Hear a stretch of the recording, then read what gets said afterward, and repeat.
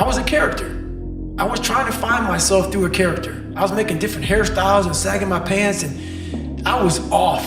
I was off, man. I was a clown. So I had this my whole life. I mean, I don't know if people believe in God or what. I don't care what you believe in. There's been this unrelenting voice in my head. We all have this voice. It's the right or wrong voice. And a lot of times that voice guides us into comfort. And my voice guided me into comfort a lot. But I had this other voice. I heard my whole life, we gotta go over here.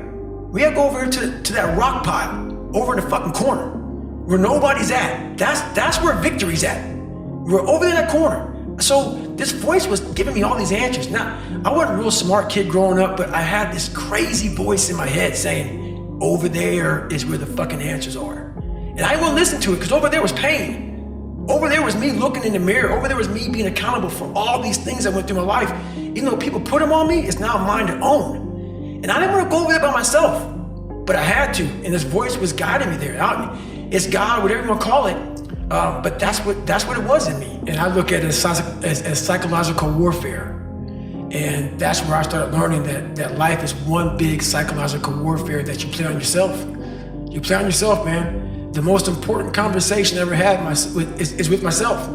And the shit I was telling myself was so fucked up, it was so wrong, it was so misguided. And other people start to write that dialogue for you also. And it starts to be what you say to yourself every single day. And I started creating a whole nother warfare, a whole nother battle started becoming. I was like, oh, hang on a second, Goggins. You have these tools.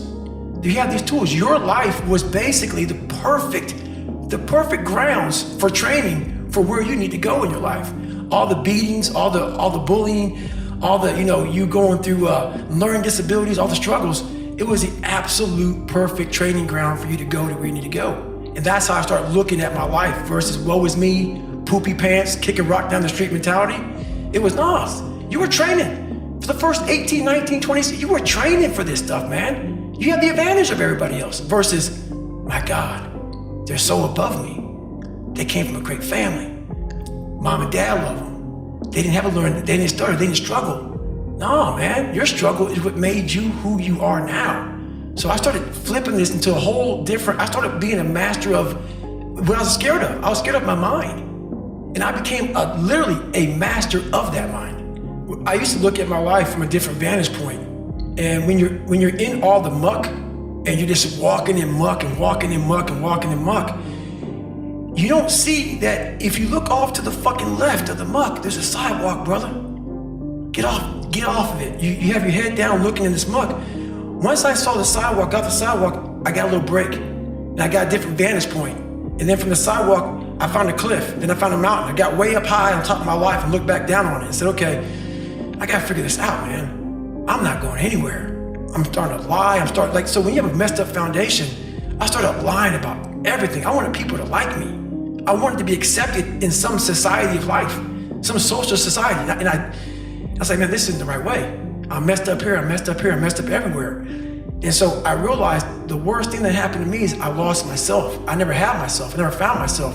I had no self-esteem. So I knew through working out and through learning, because it took a lot for me to learn also, I started finding self-esteem. Once I found that, that's when doors started opening up. I stopped caring about people, that what they thought, being judged. Wow, if I say this, if I started right now, are you gonna make fun of me? I stopped caring about that. And that's when my life started really changing for me, slowly but surely.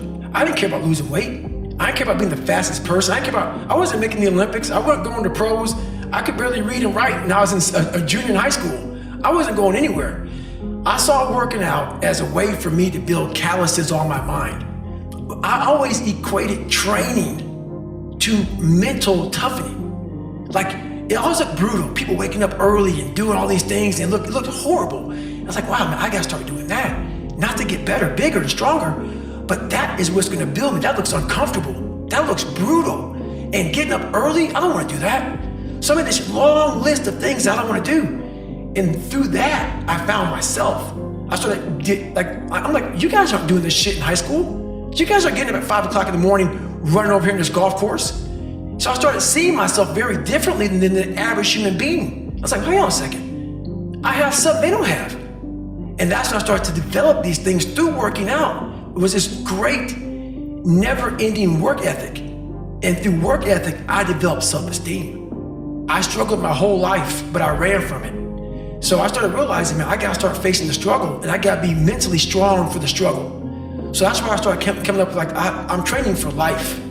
Mentally, I'm training for life. I'm not training for like, to lift 400 pounds. And I found out on my own pretty much, is that through discipline, through self-discipline, through repetition, through tons of repetition of the same thing that you don't want to do, and that's the key thing. Through repetition of things you don't want to do, you develop mental, like an armor for your mind. Start to armor your mind, because your mind's like, okay, we suffer every day. It's what we do. We do stuff that sucks every day. So then when the suck stuff comes, you're ready for it. And that's how I started coming up. I just started being very uncomfortable. Now it's like just a way of life.